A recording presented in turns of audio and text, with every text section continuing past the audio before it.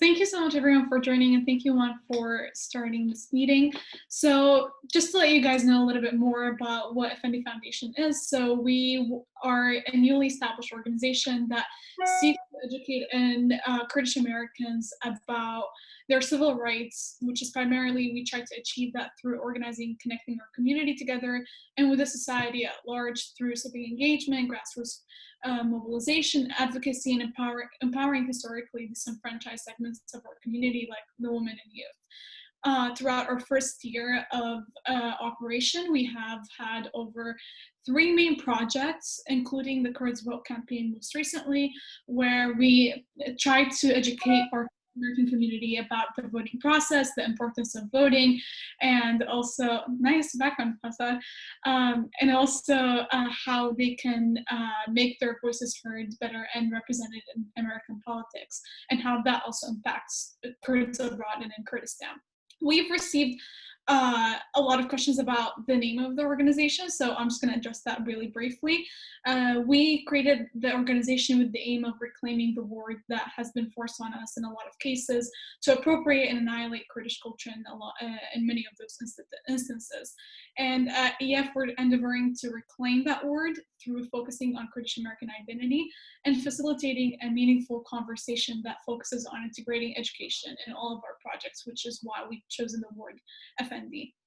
For our event today, we are very glad to be partnering with AFK, American Friends of Kurdistan, to host this event, which we thank you guys for joining today, and we will be sending a recording of it for all of our registrants, because we know that this time is a little iffy for a lot of people, but we want to give a chance to Dilman to introduce AFK as well.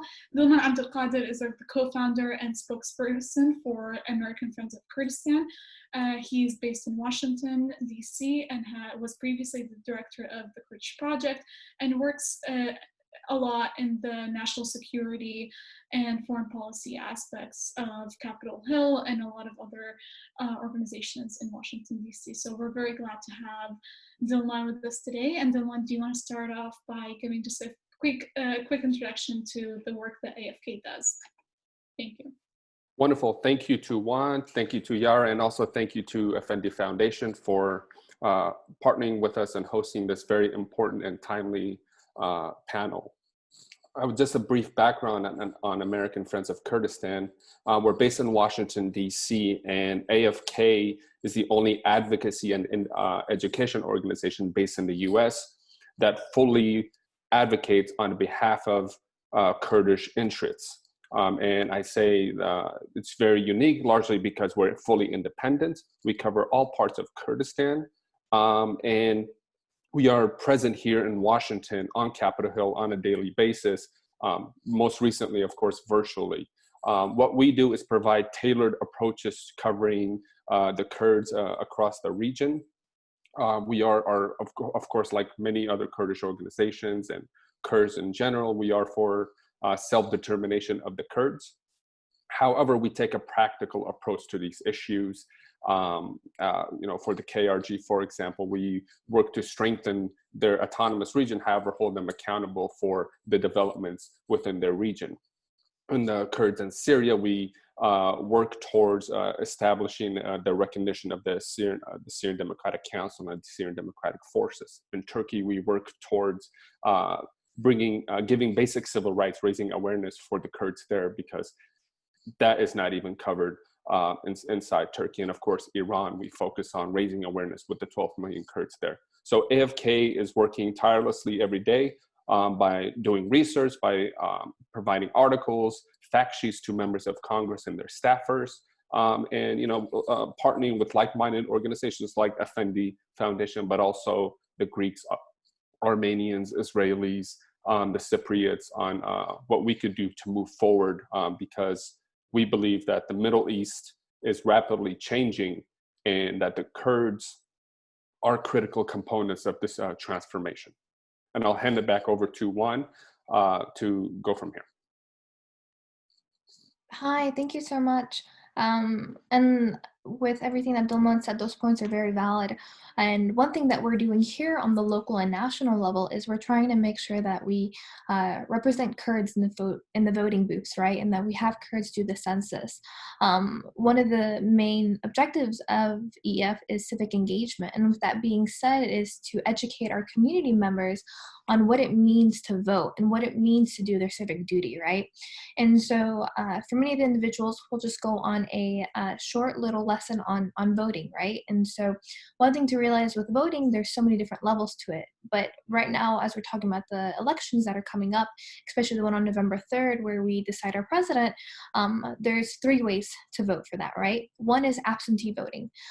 There is about a couple states that will now let you do absentee voting with no excuse needed because of COVID-19, and you're allowed that. We'll send this information as well in our resource email when we have it. But some other states, like Tennessee, for example, will let you have an absentee ballot if you have an excuse such as you're retired, you don't live at home because you go to school somewhere else, or you live in another state, but you reside really in Nashville or Knoxville or Memphis. So an absentee ballot is essentially the safest way to vote when it comes to COVID-19, if that's a concern.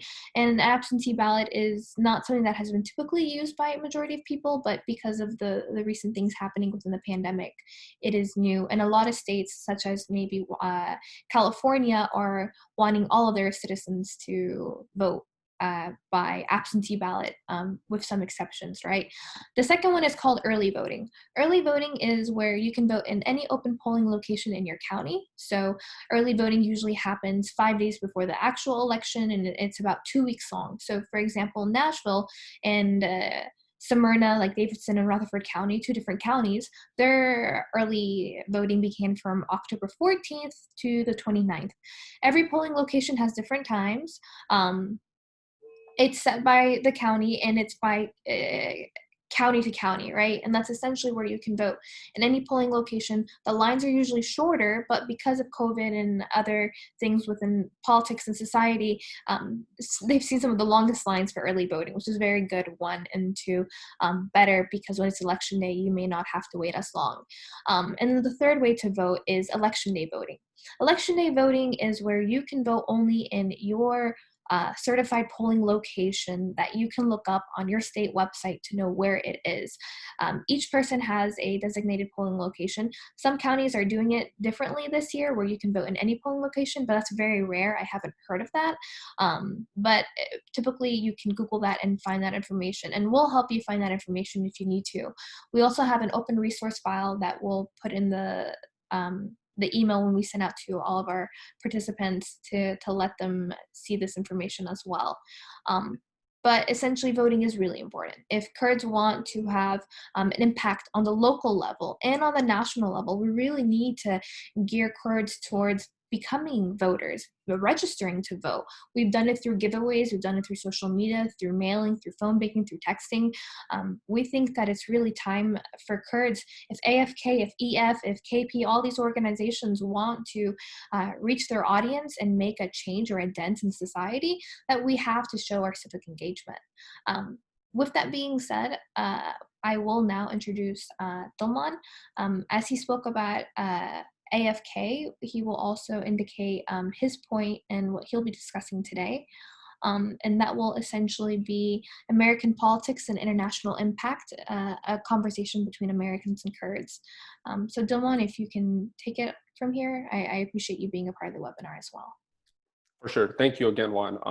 And exactly like you said, voting is very critical, and it impacts Kurds here in the United States, and also Kurds at home in Kurdistan. And not just when we mention Kurdistan today, I don't mean the KRG specifically, but all of Kurdistan, all 4 parts. And note that today, my point of this presentation is to educate. And so you as an American, as Kurdish-Americans, as Americans, to make the best possible choice come election day in regards to the Kurds, or when you're thinking about the Kurdish issue. As Juan touched on earlier, I just want to reiterate, why it's important to vote. Voting is a critical component of American democracy. and your right as a U.S. citizen. As many Kurds know,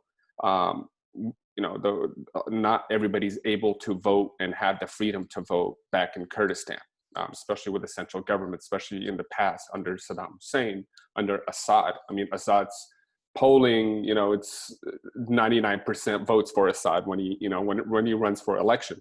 Even to this day, I'm sure he would do the same. So we're, fortunate enough for Kurds in America to be able to participate in this constitutional right that we have. And also, I would like to know that American Friends of Kurdistan is also a proud partner of Power the Polls. And this is a recent partnership where we help raise awareness, but also encourage Americans to be poll workers in your local communities, which is essential because poll workers allow the voting process to run very smooth as it's happening, especially during COVID and especially on Election Day, November 3rd. So we're proud to be involved in that as well. And if you'd like more information on that and how you could be a poll worker, feel free to reach out to us on AFK. We can provide that information. So I want to start out with a poll that I did myself on Twitter. Now, you got to give or take, it's not always all Kurds that, vote in this. It's an open forum. But, I simply asked Kurds, Biden or Trump? And this was held on August 27th. And 87.7% of those who responded to the vote out of 758 votes voted Biden over Trump. This is August. And there's a reason for that. And right now, what I'd like to do is kind of do a compare and contrast a Biden administration and a Trump administration on the Kurdish issue. And I'll go over with the Biden, Vice President Biden's takes on the Kurds in each part of Kurdistan first. Now, in Iraq, as you guys know, he was vice president under the Obama administration as well. So in Iraq, Vice President Biden was for splitting Iraq into three. This is what he was known for, creating a Shiite region, a Sunni region, and a Kurdish region in the north. A Biden administration, and even when he was VP, was known to have close relations with the Kurdistan regional government. These are all positives if you look at it strictly from a Kurdish perspective. But also, you have to look at the contrast of that. He was VP under the Obama administration when they did decide to withdraw from Iraq in 2011, which was the Kurds, the Kurdistan regional government, warned not to do because it would harm the security and stability in the north especially. But that occurred anyways. And then as we all witnessed a few years later, the rise of Daesh, or the Islamic State, came about in 2014. So that's a kind of an idea to give you in Iraq. And Biden is known for having a softer side towards the Kurdish issue, that, he understands the Kurdish history and whatnot. In Syria, for the Kurds in Syria, he spoke against the withdrawal of Syria in 2019. This was very important. Everybody remembers that when President Trump decided to withdraw, and he was for supporting the Syrian Democratic Forces, which is led by Kurds and Arabs, indigenous Kurds and Arabs in the Northeast region. So that is very critical.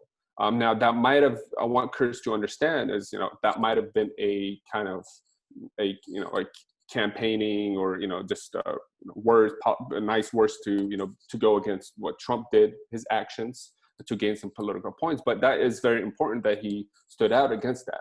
So as voters, Kurds should, when they do vote either way, they should remember the 2019 withdrawal as well, which is very critical and has shaped today's developments on the ground. In Turkey under Biden, he was very outspoken about Erdogan, actually. In 2014, I believe it was this speech that he gave in Harvard, that he said U.S.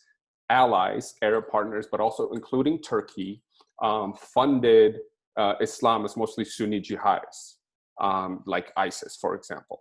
And they would do anything to overthrow Assad. Of course, that was critical for the Kurds. That means the United States is aware of Turkish Turkish funding of Islamists and jihadists and in the region.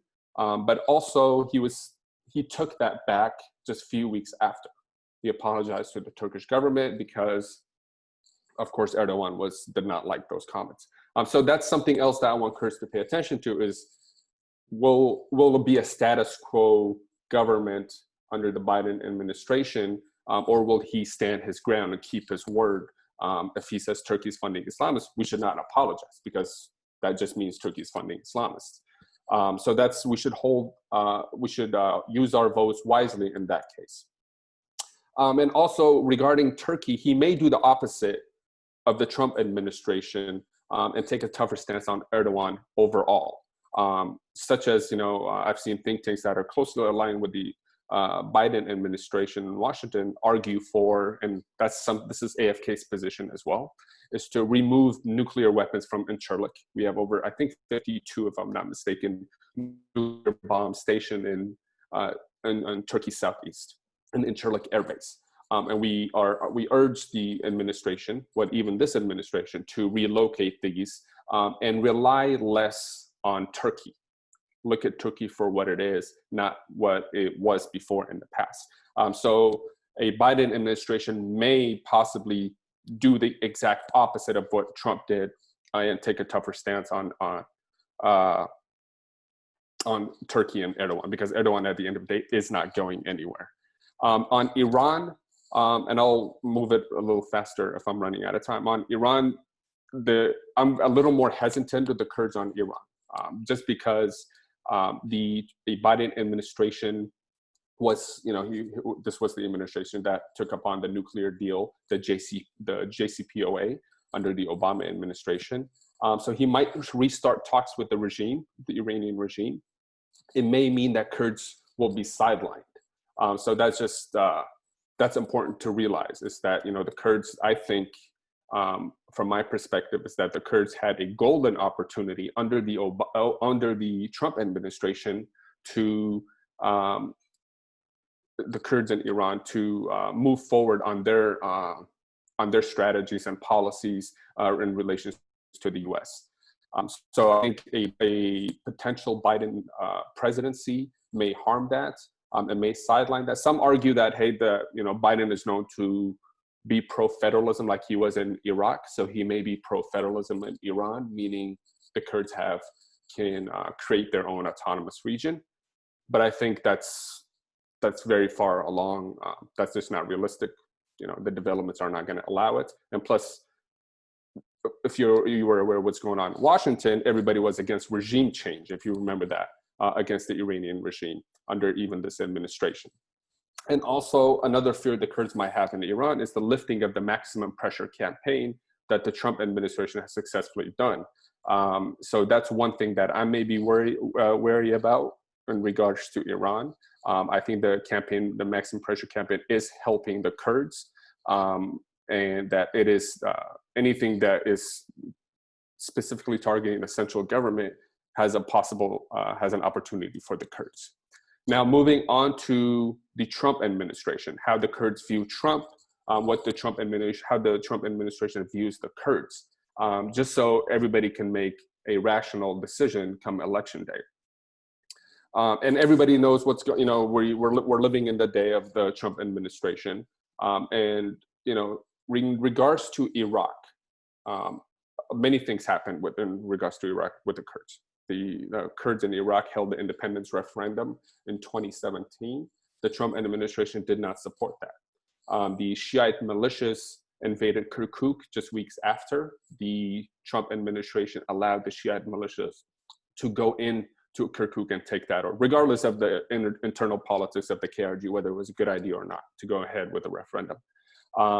The Shiite militias used American military equipment to go into Kirkuk, a historical Kurdish territory. And the Trump administration wants troops out of Iraq. This will hurt Kurds. The Kurds have always argued, just like in the previous administration, that keeping troops there is critical to the stability of the region. The Trump administration also took down Qasem Soleimani, the notorious, IRGC general that even threatened Kurds in Kirkuk. So that was, I think that was a positive in that case.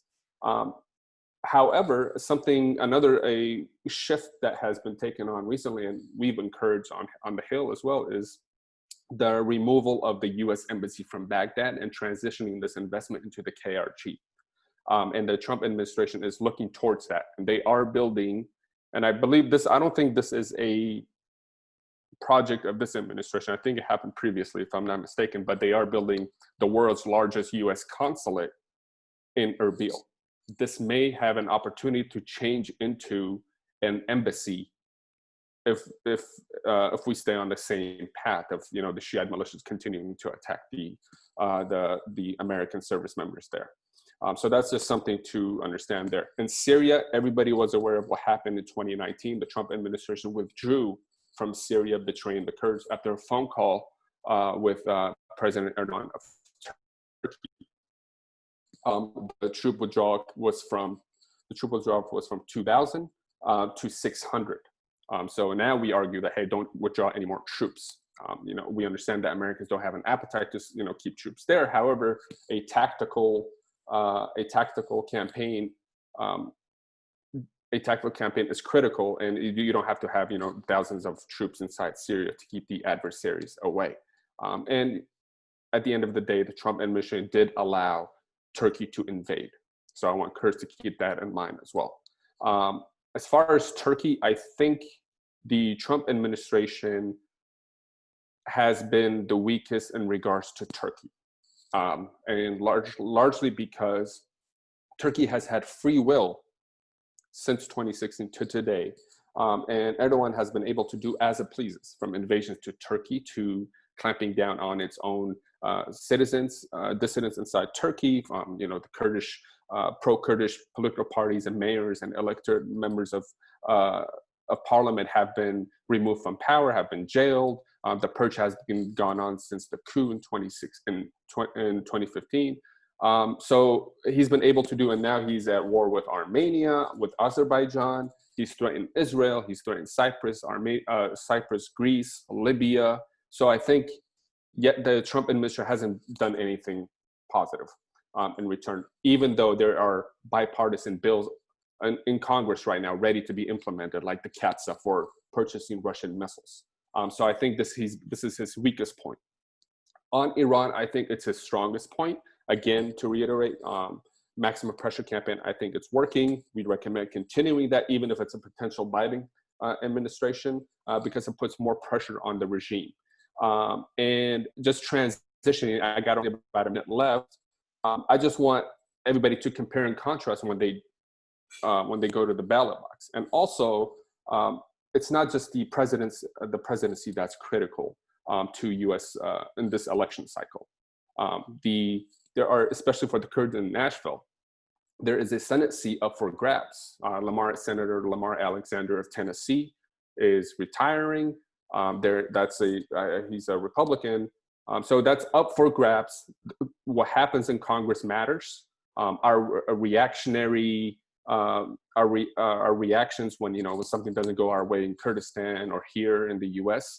Can be prevented if you choose the right individuals for Congress. So I encourage Kurds to pay attention to the candidates in Nashville, Tennessee, regarding the senators, because I may need their help when I go lobby on behalf of the Kurdish people if Turkey invades again. If we need pro-Kurdish, pro-understanding of what's going on, the status and anti-status quo individuals inside Congress. And right now, just so everybody has an idea of what the Senate seats look like, it's 53 Republicans and 47 Democrats. And I think 2 of those are independents, if I'm not mistaken. So pay attention to the different committees. My advice is to Kurds, the Senate Foreign Relations Committee, the Foreign Affairs and the House Committee, the Senate Armed Services Committee. These are all committees that Kurds have the power to influence. We really do. There's thousands of Kurds in the United States, numbering 45,000, that are able to pick and choose their representatives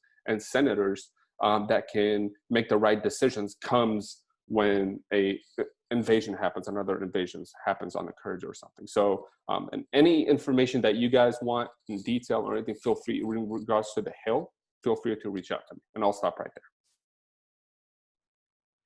Great, Dilman. Thank you so much. And I think those are great points. We typically, and it's a statistical thing, about 57% go to the voting polls when it comes to states that are not swing states, and 66% of voters vote in swing states, right? And so once you leave the election level, when it comes to voting for your president, those numbers, they decrease significantly as well. And so, as someone was saying, it's very important for us to vote not only on the federal, but local and state level when it comes to these issues, especially pertaining to Kurds, because it could help us inevitably at the end. With that being said, we will go into our second speaker. Our second speaker is Winthrop Rogers, who has worked as a senior editor for NRT English since 2018, covering Kurdish and Iraqi politics, security, and economics. He holds a master's in international relations from Queen's College, Belfast, and a bachelor's in political science from Bates College. He will be discussing the voting impacts on U.S. policies towards Kurdistan and how Kurds back home feel. So, Mr. Rogers, we really appreciate you coming out, and if anyone has any questions as well, please send them to me directly, and I will either indicate them after our individuals finish their discussion, or open it when it's Q&A. Thank you. Well, thank you so much for having me. I really appreciate the opportunity to talk about this. And Dilman covered a lot of important points in what I'm going to talk about, but I just want to sort of get a little bit into more detail. My perspective is largely from Iraqi Kurdistan. I'll try to speak to what's going on in the other parts of Greater Kurdistan, but most of the people that I talk to in the course of my work are here in Iraqi Kurdistan. So that's what I know best. As far as issues that Kurds over here care about, foreign policy is what dominates the conversations. They want to know how U.S. policy is going to change or stay the same with regard to Kurdistan and the countries that they live in. So they're not so much concerned with issues like healthcare or the economy or how the Trump administration is handling the coronavirus pandemic in the way that American voters are. They're very concerned about how the next administration, whether the continuation of the Trump administration or a new Biden administration, is going to handle foreign policy issues. In terms of the general population, they're fairly low information in terms of this election. They might not necessarily understand the process very well. For instance, what's the Electoral College? Why are they voting for senators? Why are they voting? How often do you elect a member of Congress?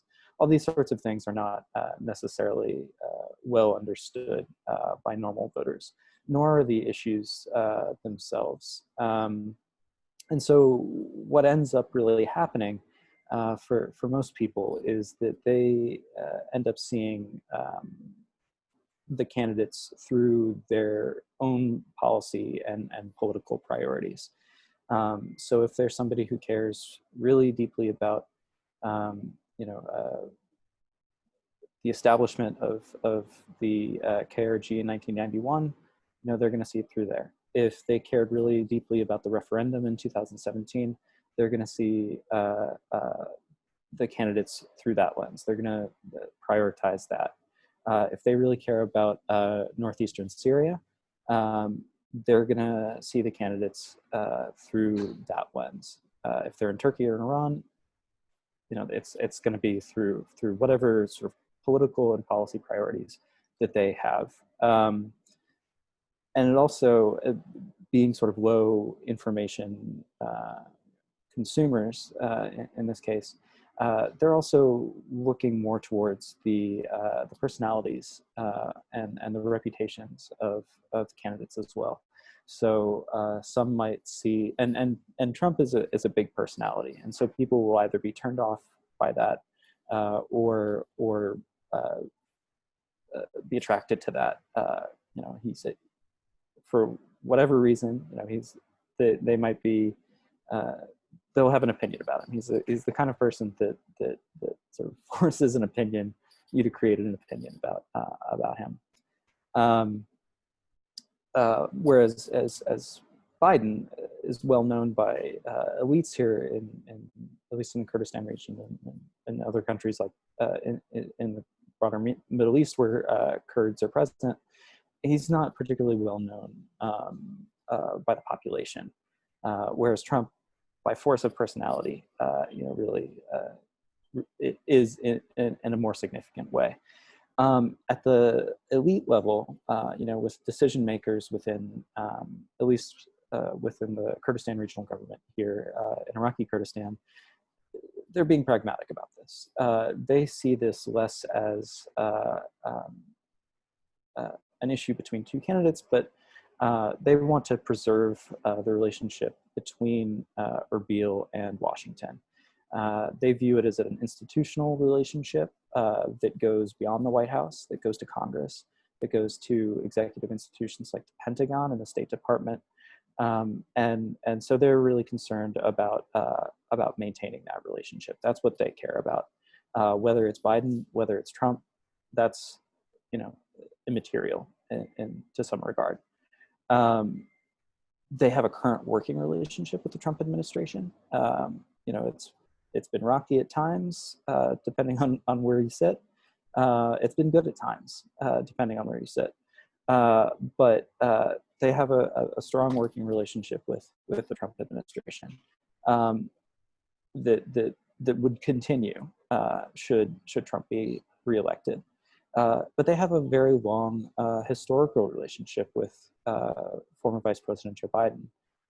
He's visited the Kurdistan region on several occasions. Trump has never visited here. He's visited Iraq once and went to an airbase in central Iraq briefly. But, you know, the Kurdish politicians here know Biden and have known Biden for a long, long time and have very good contacts with him and his senior aides who may end up serving in high-level positions in the Biden administration.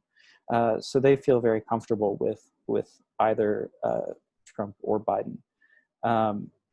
Had the Democrats decided to put forward a candidate that they didn't know as well, it would be a different story. But they know Biden very well. They have a very strong relationship with him. So again, you know, it's really a foreign policy issue. You know, you don't have guys in the bazaar talking about you know, the Obamacare or you know, stuff like that. You know, they want to know how the candidates are going to benefit Kurds back here. There's as Dilman said, you know, it has had some rocky points recently, following the referendum in 2017 and in Syria in 2019. You know, there's a little bit of distrust there. They want things to resemble 1991 and 2003, and not 2011 and 2017 and 2019. And so there's a little bit of wariness on the street with regard to that. But ultimately, they want to see a positive and productive and strong relationship between Kurds in here and with Washington. Just to sort of touch on some stuff that Dilman said about the other parts of Greater Kurdistan. You know, if you're a Kurd in Turkey or in Syria, 2019 and the invasion of Northeast Syria is going to loom really large for you, and maybe you look at what former Vice President Biden has said and think that he's going to be better for Kurds. If you're Kurd in Iran and you see the Trump administration putting maximum pressure on the Iranian regime, you're going to think, maybe you're going to lean a little bit more to Trump on that. Although I would say that perhaps the issue of sanctions and the effect of sanctions on the population might have introduce some nuance there in terms of how people feel about the sanctions regime. But again, just a sort of takeaways from this is that elites at all of these levels want a strong relationship with Washington, and in some cases already have it and want it to continue. General population tends to be fairly low information consumers in this regard, but they are watching nevertheless, especially as it gets closer and as it becomes sort of bigger international news, and as the drama unfolds and gets weirder every day, they're starting to pay attention to that. But again, it's all about how the next administration, whatever it is,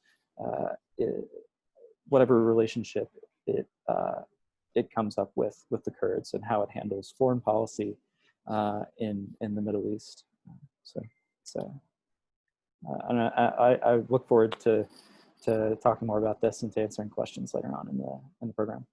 Yeah, no, and I think those are great points. When one thing to keep in mind as to why it's really important to know what's happening abroad, and respectfully in our homes when it comes to our extended family, is that politics is a very Kurdish thing, I guess I could say, to the best of my ability. We will talk about politics anywhere. I mean, I can say that at parks, at weddings, at family gatherings, politics is a very core thing to Kurds.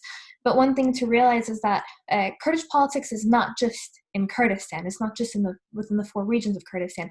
Kurdish politics is in Europe, it's in America, and it's really important to know what are the views of Kurds back home and what are the views of Kurds here on a local level and a national level too, because these conversations are always brought up when we talk to our family, when we talk to our cousins.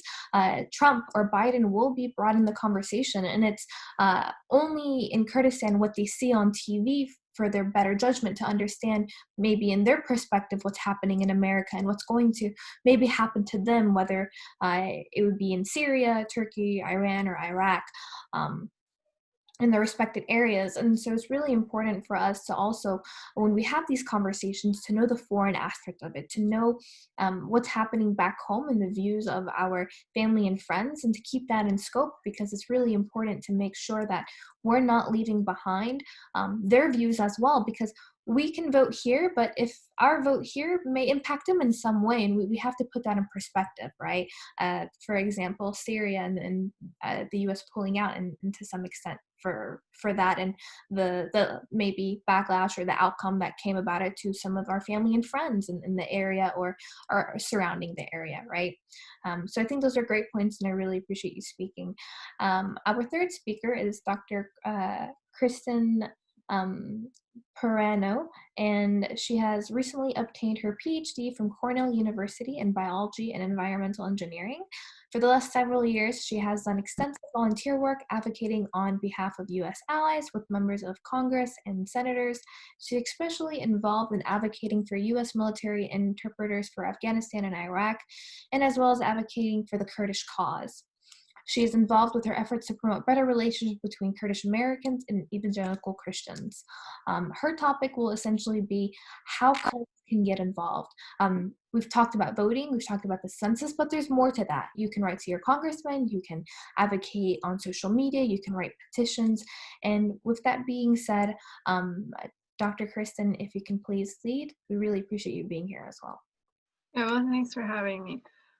So yeah, I'll be sharing from my experience in doing advocacy, and I've worked with organizations, but most of it has been as an individual. And I initially got started in advocacy through trying to help a U.S. military interpreter and his family. He's not Kurdish, he's Afghan, but he, like many Kurds, he worked with the U.S. military for many years in the war on terror, and then the U.S. pulled out of Afghanistan. He had to flee and go into hiding, and then he was denied asylum for still undisclosed reasons that the U.S. government has refused for 3 years to tell anyone what those are. So I'll be talking today more about like advocacy in general and how like my experience can also translate to other issues. And since I started making several trips to DC and getting to know congressional staffers, then when the withdrawal from Syria happened, I also started bringing that up in meetings, and that was how I met Dilliman and other Kurds through that. So there's been a lot of talk about voting. That's definitely important, and I think foundational to both voting and to advocacy is being an informed citizen. So pay attention to issues you care about. The Kurdish issue we've talked about, and obviously there are other human rights, immigration, and a lot of other issues that people care about. But I think the most effective way to make a difference is to come up with an issue that you're passionate about and that you care about, and get on newsletters of organizations that are involved in that. So like for the Kurdish issue, American Friends of Kurdistan is a good source of information, or other Kurdish organizations, because they will compile and send you stories on what's going on, and they'll also send you information, and they'll send you action alerts. So they might send you an email saying there's this resolution before Congress, call your congressman or senator and ask them to join it. So that makes it really easy for you, because you don't have to be trying to read all the news and figure out what's going on. Someone else is doing that work for you. And when you get an action alert, I mean, you can tweet it out, you can call and things like that. But also, if you're able to develop a kind of long-term relationship with policymakers, then your policy advocacy can be even more effective than just responding to something in the moment and then kind of forgetting about it. So I'll talk about, like, from my perspective, how to get to know policymakers and how to make your advocacy even more effective through getting as close as possible to the actual decision makers. So like I said, I think it's important to find an issue that you're passionate about. You don't have to do it full time, but you have to care enough about it that you want to stay on top of things and you want to take action. And first of all, you have to know who your senator or congressman is. If you don't, there are ways of looking it up. Like there's a website that you can put in your zip code. It'll tell you who your congressman is and what their contact information is. And there's multiple ways of contacting them. You can contact them through social media, you can call, you can email them through their website, or you can also write a letter. Now, I think social media is good if you're already active on social media and you're going to be tweeting about things. I mean, go ahead and tag your senator. But what I think is more effective is like using more traditional means of communication, like calling or sending a letter to their Washington, D.C. office. Because they tend to use social media as a way to disseminate information, but very few members of Congress actually run their Twitter accounts. And even if they do, Twitter is very ephemeral. So you can tweet at them and they might like your tweet, but that doesn't mean that they're going to take action on it, or that there's even that much information in a short tweet for them to be able to take action. So I mean, I am active on Twitter, and I do, like, if I'm tweeting about the Kurdish cause, I might tag senators that are active on that. It doesn't hurt for their staff to see this activity, but you're competing with the rest of the world and the rest of the world's bots when you're on Twitter. Whereas if you're actually sending letters or calling their DC office and identifying yourself as a constituent, then they're forced to take you more seriously. I tend to like to deal with the DC office. So district offices are designed to do constituent services, which means, like, if you're having an issue with a government agency, you can reach out to their district office and they can do a congressional inquiry. But the district offices don't do policy, generally speaking. So that's why people like Dilliman are stationed in DC, because the staffers that actually advise a member of Congress or a senator on policy are the ones in the DC office. So if you're going to call your senator or congressman about an issue, it's most effective to call the DC office. And taking that a step further, if you can connect with the staffers that are the actual advisors on the issue, then that's even more effective. So the people who usually answer the phone are probably an intern or a staff assistant, and their job is to listen to people, to be polite, and to write down how many people called about a specific issue.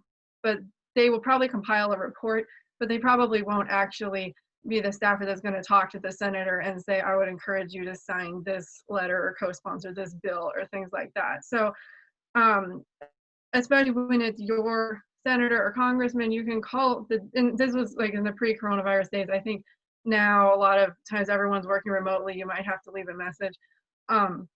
But anyway, if you like contact the DC office and you can introduce yourself as, you know, I am a constituent of yours, I'm concerned about this issue, and can I talk to the person who handles this policy issue? And most of the time they will give you that person's name or email. Some offices have a policy against that, but in that case, the scheduler is kind of the sacrificial lamb. So if you call up an office and you say, oh, well, you know, who is the staff member who advises the senator on foreign policy, and they say, sorry, we can't give you that information, then you can say, well, then can you give me the scheduler's information, because I would like to have them connect me with a staff member that would be most appropriate. Also, if you sign up for your senator or congressman's newsletters, then you will know when they're having local events or town halls or call-in things. So that's also a good opportunity for you if your congressman is having a town hall. And again, these things have been made virtual because of the pandemic. I hope at some point in the future there will be in-person town halls again. But in the meantime, a lot of members of Congress and senators do have like virtual town halls where if you're a constituent, you can join a conference call like with your congressman or senator. And if you do end up going to DC, or even if you like meet with their local office, usually you end up meeting with staff and not the member or senator, which can be disappointing, especially if you live a long ways away and you request to meet with your congressman and he's too busy because he's meeting with too many like, professional lobbyists. But most staffers are helpful, most are polite, and they're actually the people that are doing the work on the issue. And I've seen cases where a good relationship with a staffer is actually more effective than just the meeting with a member of Congress. So like on this military interpreter's case that I was working on, the veteran had met, like the veteran advocating for him had directly met with a congressman, but with a staffer without very good follow through. And then I later met with a DC staffer who did have good follow through, and it was helpful that the congressman was already aware of the case and supporting the case. But what actually, when things started happening, was when we got in touch with the DC staff, because they're the ones that actually write the letters and do things like that. So when you end up meeting with the staffers, then you know it's good to get to know them. And then it's also important to know, is your member of Congress or senator especially helpful for Kurds? So this is really a bipartisan issue. It's not a Democrat or Republican issue per se. And there's like Senator Van Hollen is a Democrat who's particularly helpful. Senator Lindsey Graham has been more involved on the Republican side. In the House, there's like several of both Democrats and Republicans that have been helpful. So it's important to like try to understand where your member of Congress is coming from on this issue. And then if they're generally supportive of the issue, then it makes it easy for you to say, you know, I'm a Kurd, and or if you're an American that's concerned about this issue, it makes it easy for you to connect with them and to get their help. But even if they're not generally supportive, it's still helpful for their constituents to try to educate them. And they have so many different issues that they have to deal with, and oftentimes their staff doesn't have time to track every issue. So if you can develop a relationship with the staff or share information with them, then you know it can lead to them taking action. And especially if you are working with organizations, to be able to share the information and ask them to do things, then it can be really key to have people in their district asking them for things. And also you can support an organization and contacting people that are not your own senator or representative. Like if you get involved in this and networking, then you also, I mean, I end up reaching out to members of Congress or senators that I know care about the issue, but aren't like my own senator or congressman, especially if they're not being responsive. Yeah, so anyway, I hope that will provide some insight into kind of like how to navigate the system. It does matter what Congress does because they do have an influence on the executive policy. Like Dilman was saying, it's important for Congress to, even behind the scenes, to be working with the executive branch on their policy. So having a pro-Kurdish senators and representatives, and having their constituents, keeping in touch with them about that, is going to be really key moving forward with either a Biden or a Trump administration. Great, Chrissy, thank you so much. And then I think that's very true.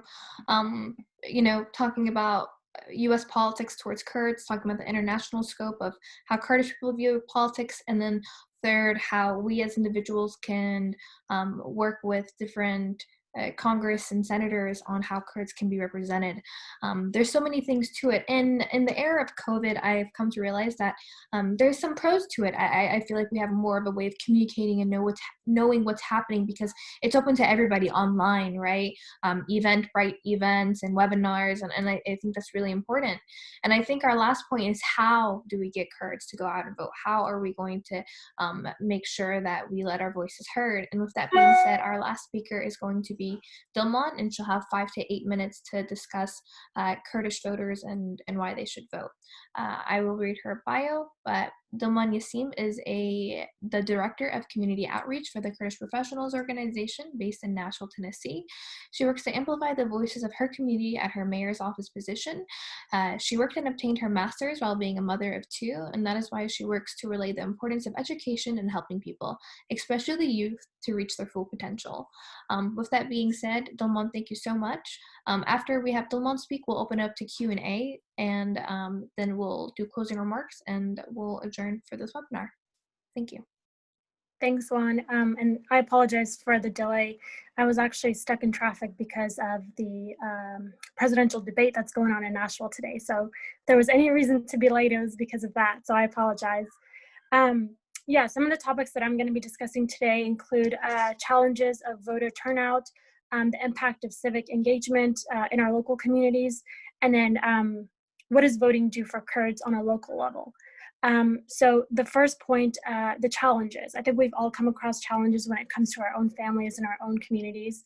I think some of the challenges that we face when it comes to voting and politics in America includes the inability to just comprehend the importance of your vote and the participation within the democracy. I think a lot of times, like Juan mentioned, politics, you can't really get away from it being Kurdish. It's just kind of ingrained in us. But our style of politics is different from back home compared to here. And so I think a lot of people, especially the older generation, don't look at politics as they're serving us. They look at it as we're serving them, when in reality it should be the opposite.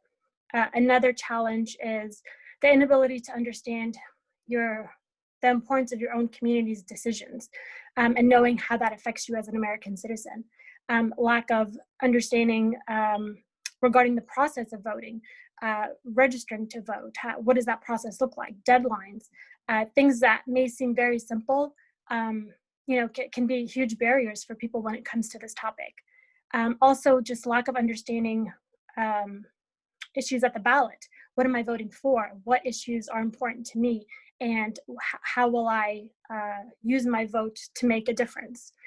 Some of the impacts of civic engagement within local communities.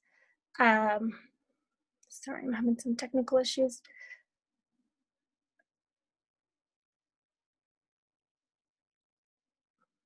I'm sorry.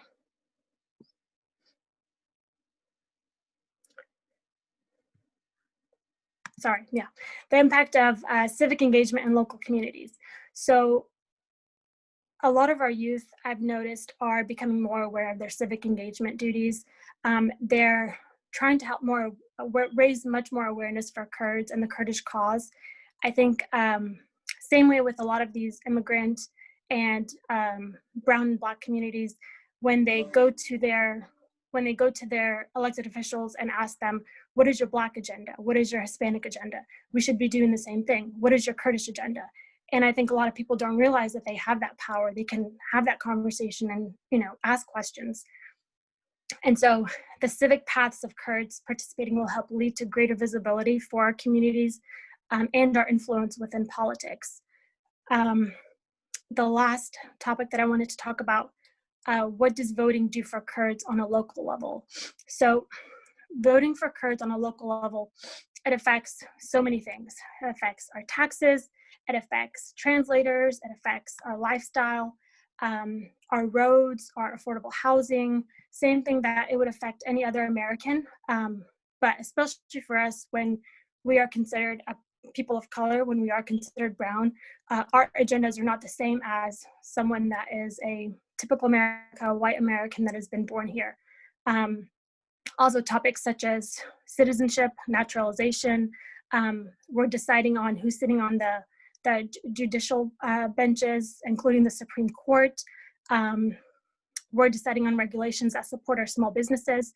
We're deciding on our education, and on a state level and on a local level.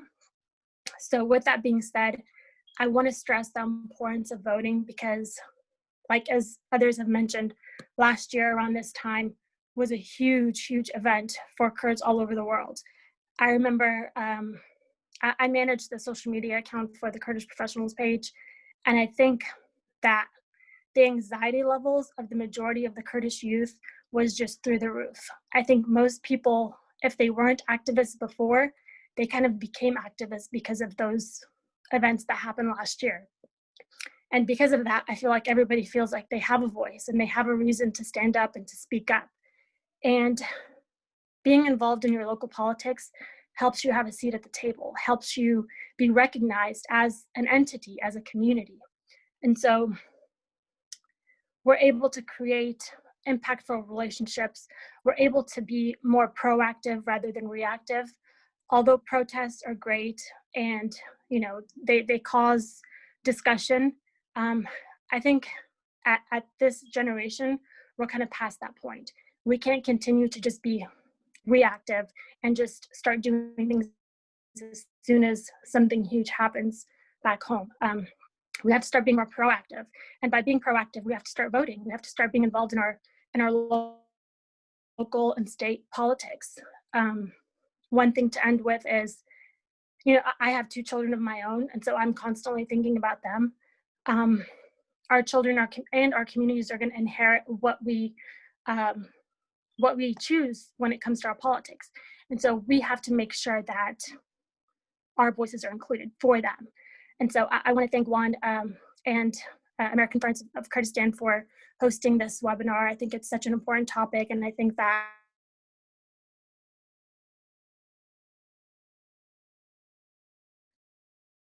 I think we may have lost connection for Dilman. So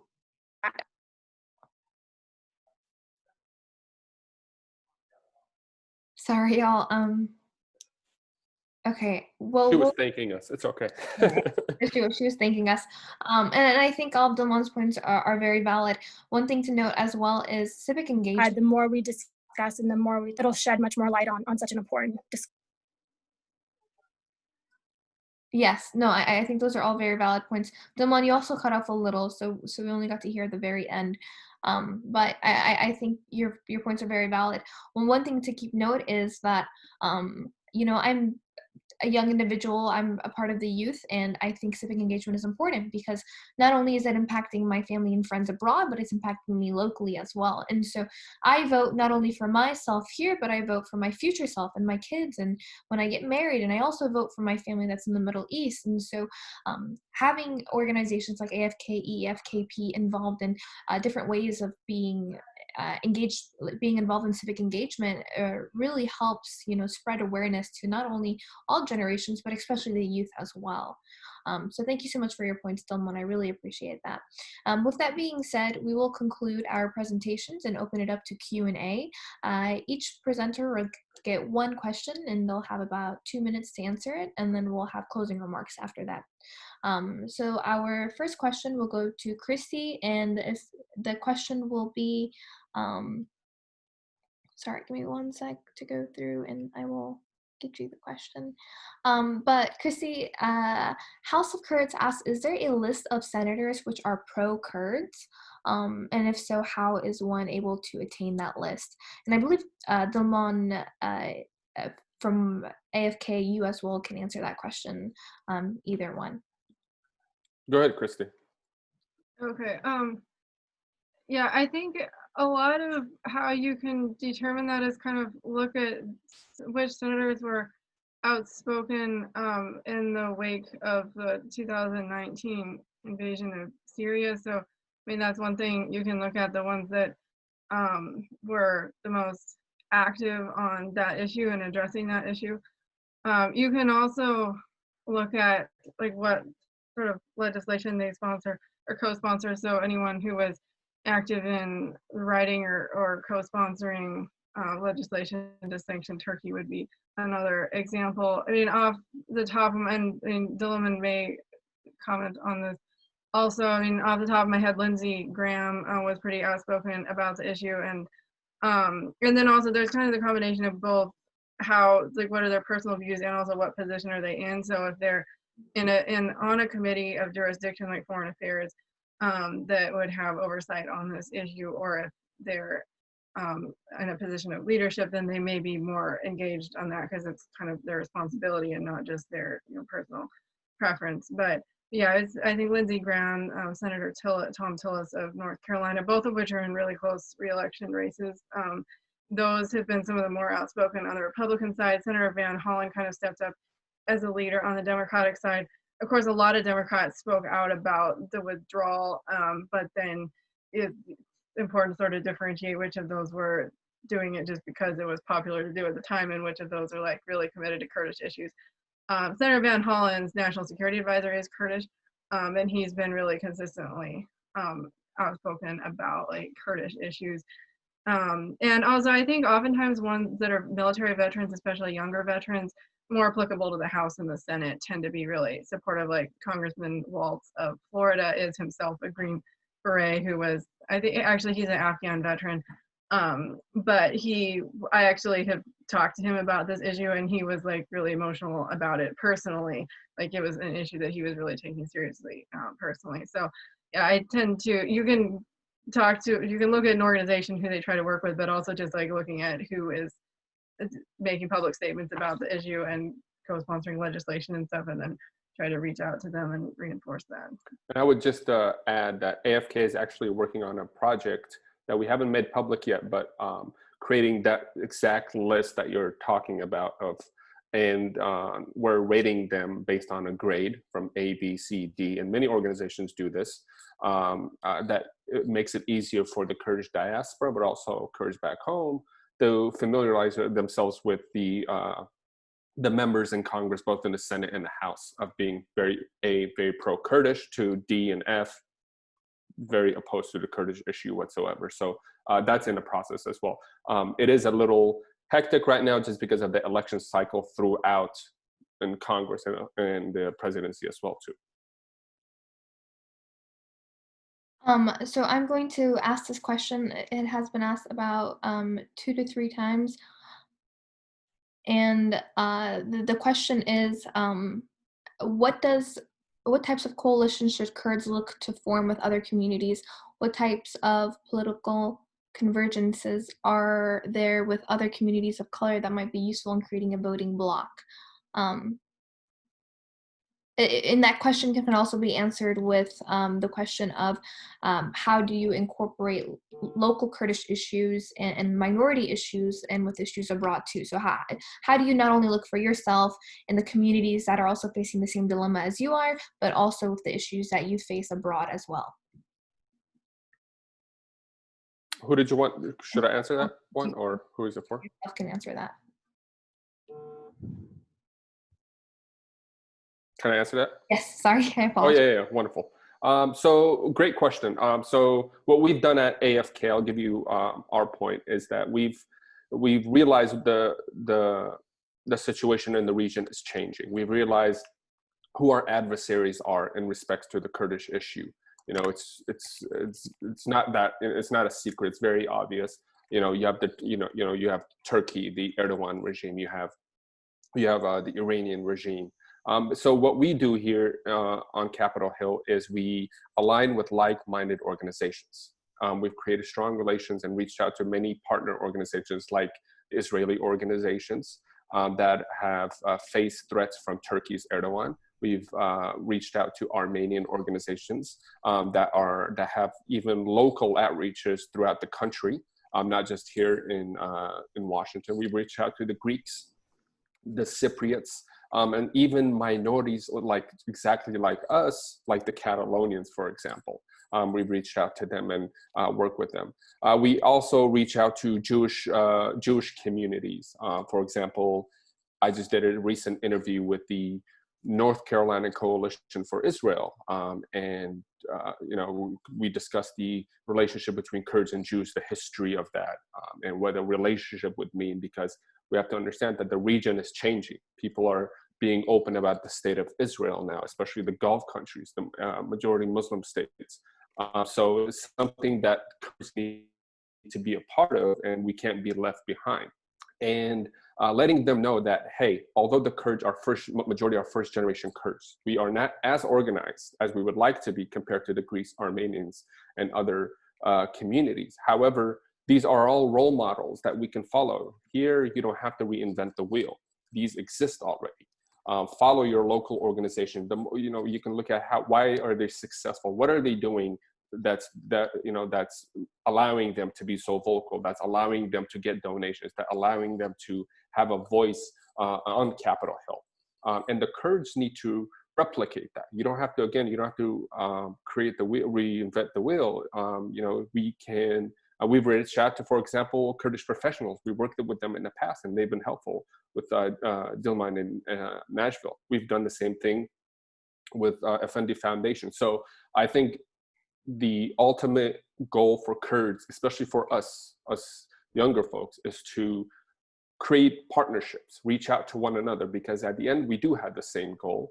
There can be multiple organizations. That's not even an issue. And I know some, like, for example, I think House of Kurds is on there, on here, which, I'll give a shout out to them. They've been very active on social media, and I respect their perspectives on the Kurdish issue as well.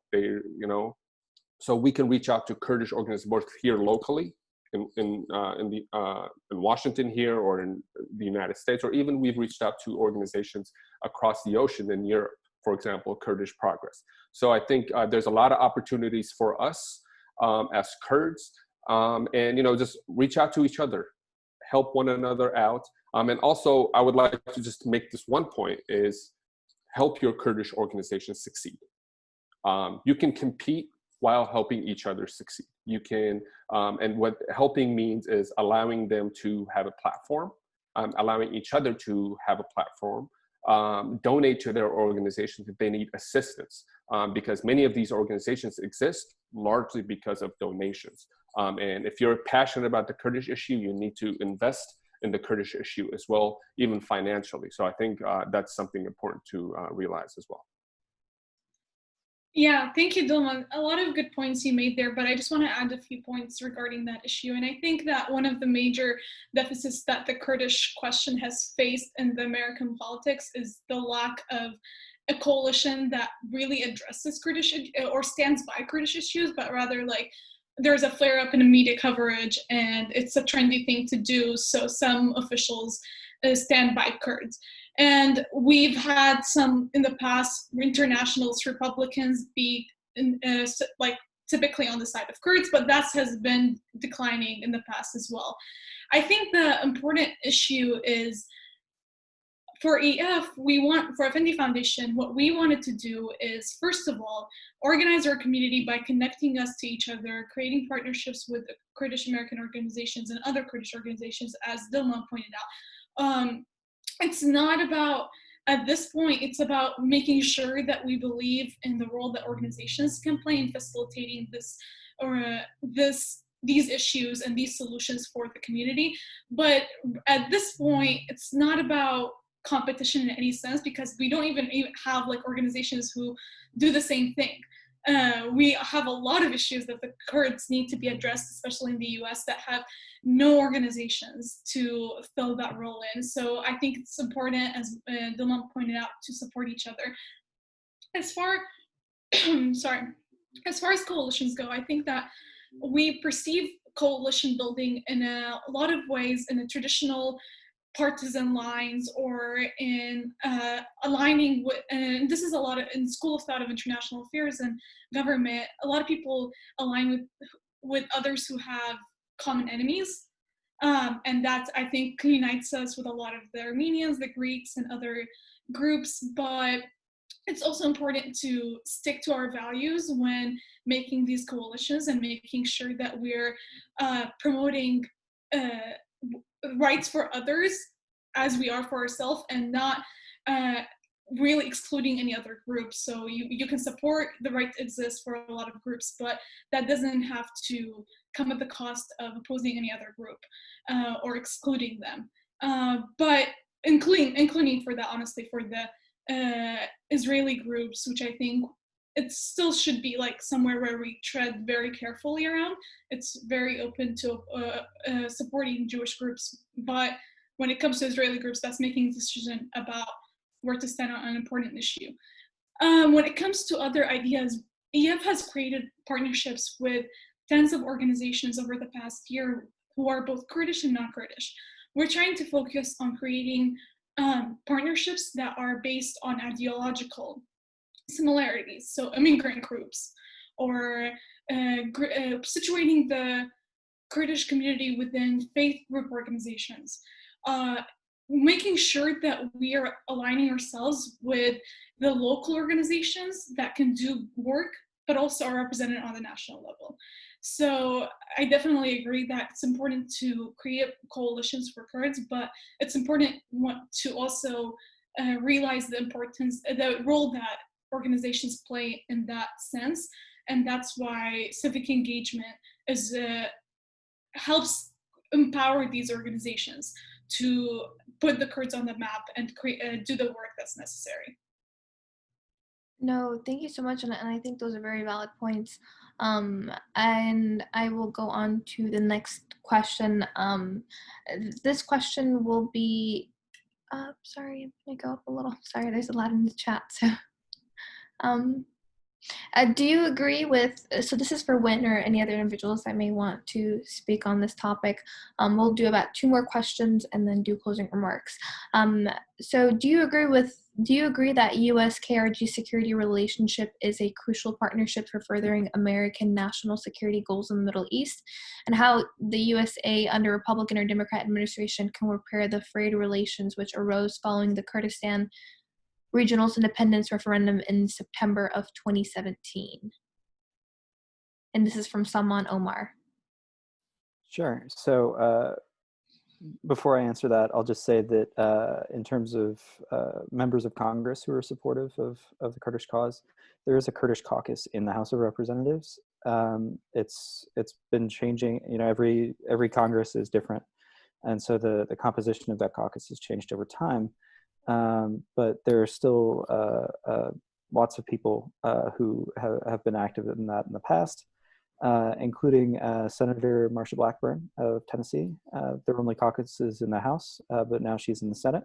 And then a person like Jim Hines in Connecticut, or Jerry Connolly from my home Commonwealth of Virginia is an active member of the caucus. So they're all over the place. You just have to look for them.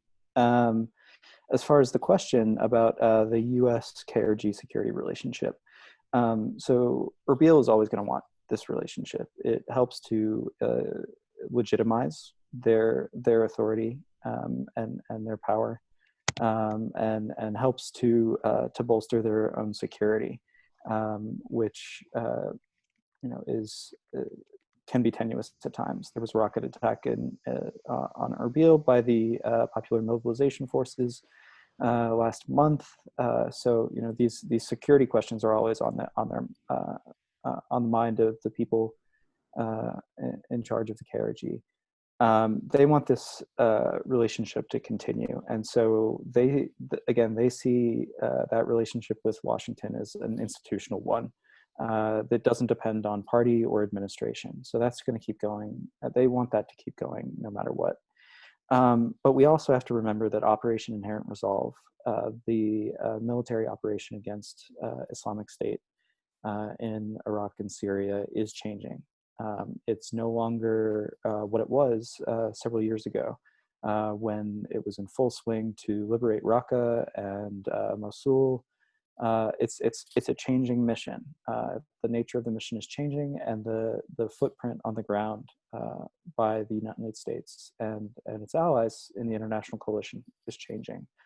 And so I think that it's important for people in Erbil to be realistic about what they can expect from Washington. I think a problem in the relationship between the political relationship between Washington and places like Erbil is misplaced expectations for on both sides. And so I would merely caution folks in KRG to be realistic about what they can expect from Washington going forward, given that the legal basis for the presence of the international coalition in Iraq is changing, and is at issue and is controversial in some other parts of Iraqi politics. So that would be how I'd answer that. I think those are some great points. And part of that question included how American, how can America be an ally to Kurds with the continued betrayal that happens?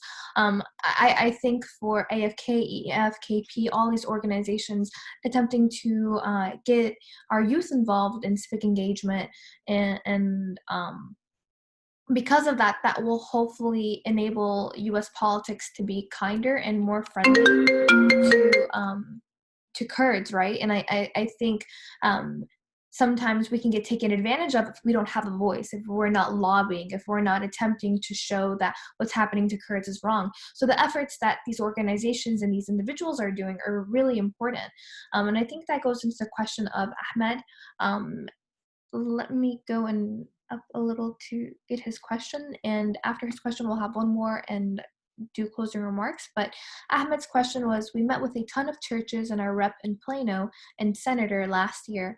We had little follow-up after an even smaller fundraising that we were able to give them, but how do we improve this? And I believe his question, Ahmed, correct me, or Nazar is his first name, I apologize, correct me if I'm wrong, is there is Kurds who are going out talking to their senators and their congressmen, attempting to fundraise for them and attempting to get them to support Kurds, but how can they get involved even more, and how can they get a bigger impact from it? That can go for anyone that wants to answer any of these questions. So yeah. If I can just briefly touch on that question, I would say make that engagement more formal. Reach out to these organizations all involved here today. We do have a platform. We do have a listserv, an email serve that we can reach out to, and we can usually demand more than individuals can. So what I mean by that is we've cultivated a relationship with these staffers, with these members of Congress, with their offices, and even it can be organizations or whoever you're trying to advocate for, is reach out to the organizations and use their platforms to make your ask more formal. For example, if you want to get somebody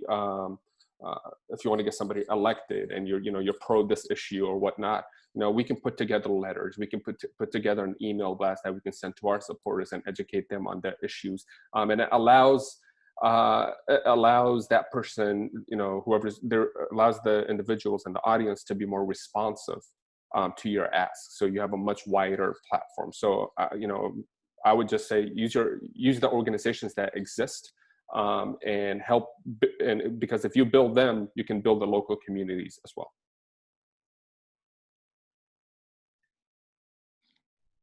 Does any And like Diliman was saying, if you have a specific thing that you're targeting to get them to do, it's usually more effective. If you go to them with an open-ended, like, support the Kurds, then they may be interested in that and they may be happy to talk to you and get information. But to, like, if you're able to go and say, okay, please join this resolution, please send this letter and things like that, then it's a defined thing you're trying to get them to do, and it's usually more likely they'll do that than do something more open-ended. And usually with Congress, the more general your letters and asks are, the higher chance you have of, moving it forward. And I say that because, they have their own coalitions within, they have their own constituencies to pay attention to.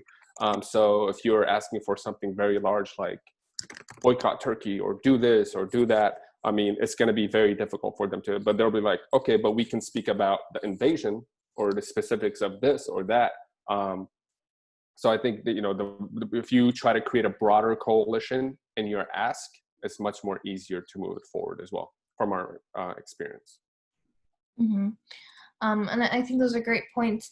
And with that being said, creating these pacts, creating these alliances.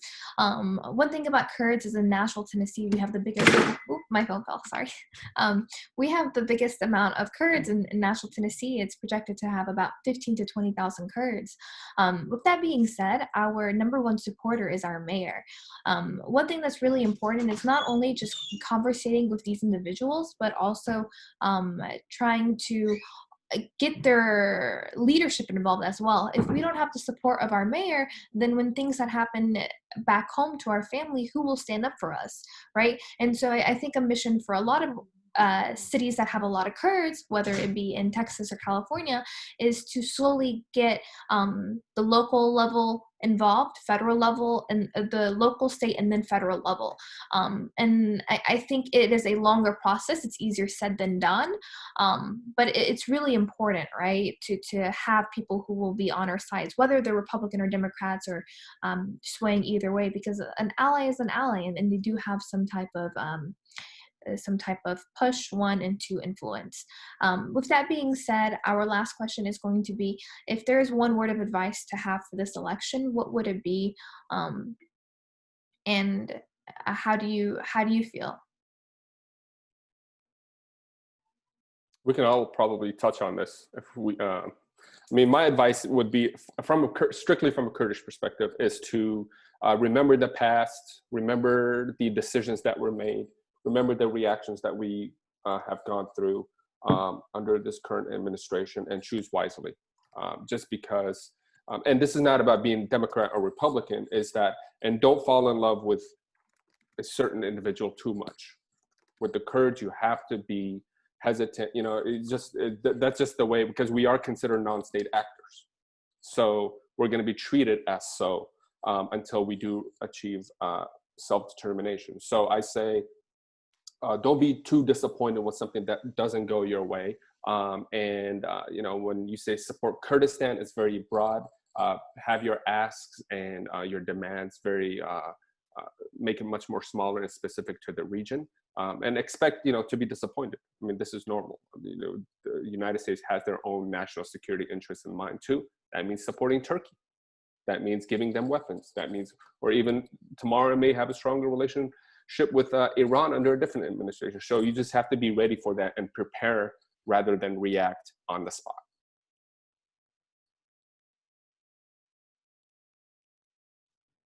I can go next. I would say educate, to use one word. Educate yourself, educate others around you about the issues, about the candidates. An educated voter is a strong voter, and an educated voter affects people around them and helps to make sure that the process works as it was intended. So educate yourself, educate others.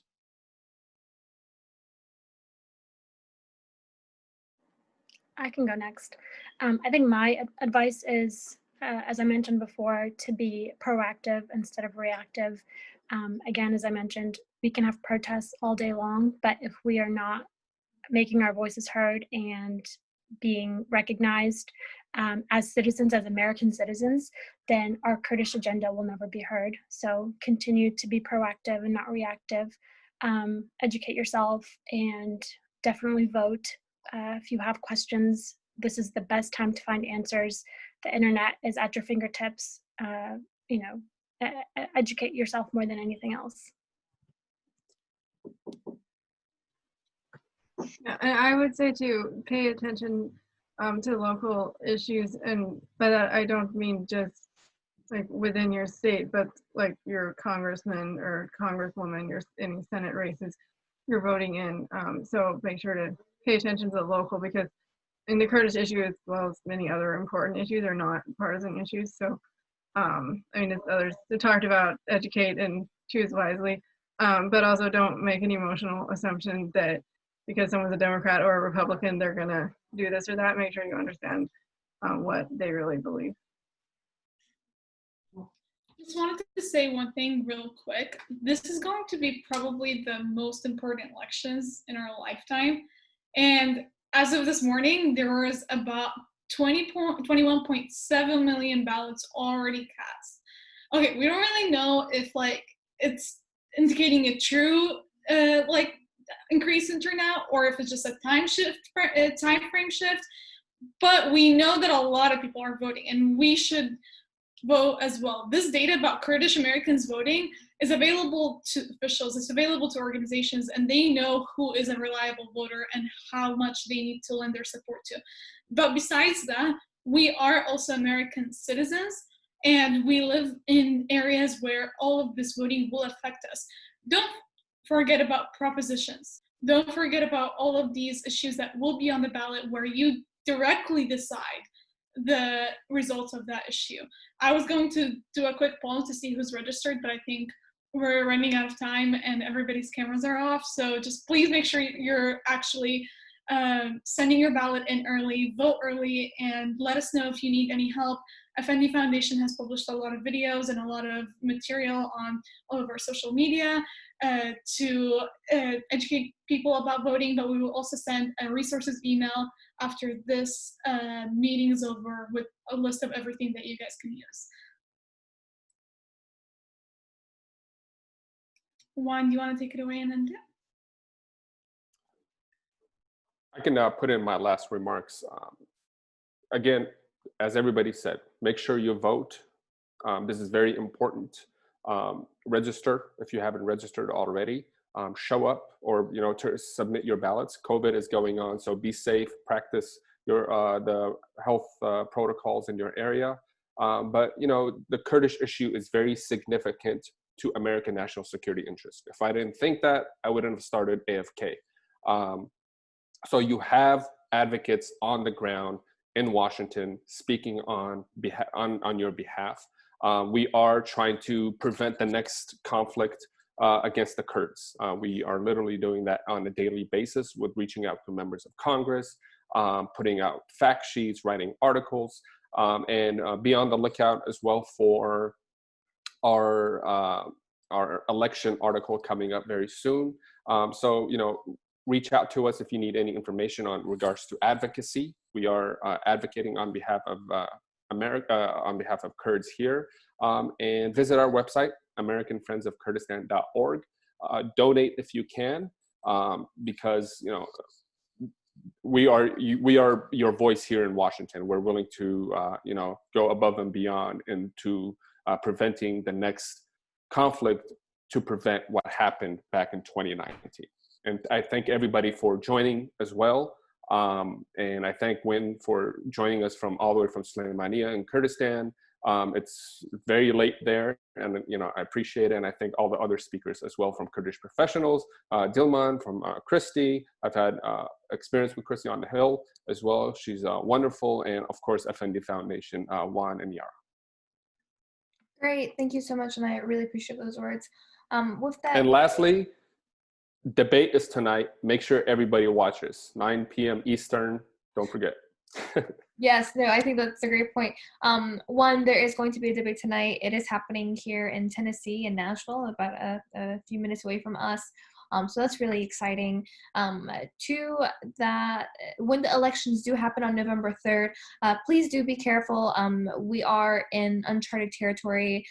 We all know, one, COVID is a big deal. Two, this election is really big, but also the safety of all individuals involved. So when the election does happen and the outcomes do happen, we're not really sure what's going to happen. I think everybody is holding their breath a little for November 3rd.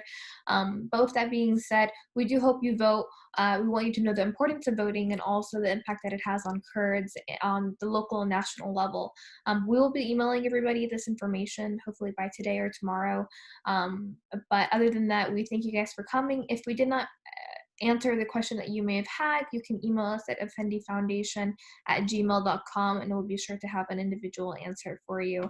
And we will have a resource for any individuals on the panel that wants to provide any information for our audience. But other than that, thank you guys so much, and we really hope that you guys have a good day. Thank you all. Bye. So, boss, bye. Bye. Bye.